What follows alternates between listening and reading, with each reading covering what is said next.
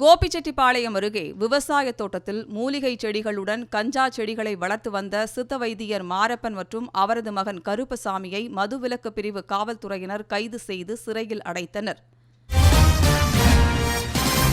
திருவண்ணாமலை அண்ணாமலையார் கோவிலை சுற்றி வரும் வீதிகளில் ஒன்றான ஒத்தவாடை தெருவில் கால்வாயில் அடைப்பு ஏற்பட்டு கழிவுநீர் வழிந்தோடுகிறது. மேலும் சாலையோர குப்பைகள் அகற்றப்படாமல் ஆங்காங்கே குவிந்து கிடப்பதால் துர்நாற்றத்தை தாங்க முடியாமல் பக்தர்கள் அவதியடைந்துள்ளனர். கர்நாடகாவில் உள்ள கபினி மற்றும் கிருஷ்ணராஜசாகர் அணையிலிருந்து தண்ணீர் திறக்கப்பட்டுள்ளதால் மேட்டூர் அணைக்கு நீர்வரத்து அதிகரித்துள்ளது.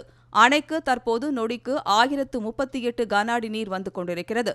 அதே நேரத்தில் குடிநீர் தேவைக்காக நொடிக்கு 1000 கன அடி நீர் வெளியேற்றப்படுகிறது. வேலூர் மாவட்டம் வடுங்கந்தாங்கல் பகுதியில் இருசக்கர ஊர்தி மோதி போதை நபர்கள் 3 பேர் வந்த மகிழுந்து மோதி விபத்தை ஏற்படுத்தியது. இதில் இருசக்கர ஊர்தியில் வந்த விஜயகுமார் என்பவர் மனைவியின் கண் எதிரே பரிதாபமாக உயிரிழந்தார்.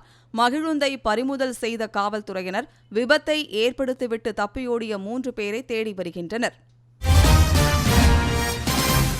தேனி மாவட்டம் கம்பம் பகுதியில் பொதுமக்களின் கடும் எதிர்ப்பையும் மீறி மதுக்கடை திறக்கப்பட்டிருப்பது அப்பகுதி மக்களிடையே கொந்தளிப்பை ஏற்படுத்தியது. போராட்டத்தில் ஈடுபடவிருந்த மக்களிடம் பேச்சு நடத்திய காவல்துறையினர் 3 மாத அவகாசம் கேட்டதால் பொதுமக்கள் போராட்டம் நடத்தாமல் கலைந்து சென்றனர்.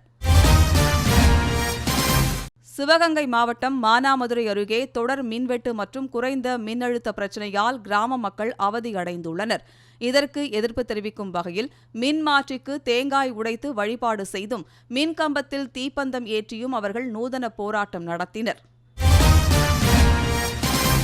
செங்கல்பட்டில் போதைப் பொருட்கள் மற்றும் மதுவுக்கு எதிராக நடைபெற்ற விழிப்புணர்வு ஊர்வலத்தில் மாணவ மாணவிகள் திரளாக கலந்து கொண்டனர்.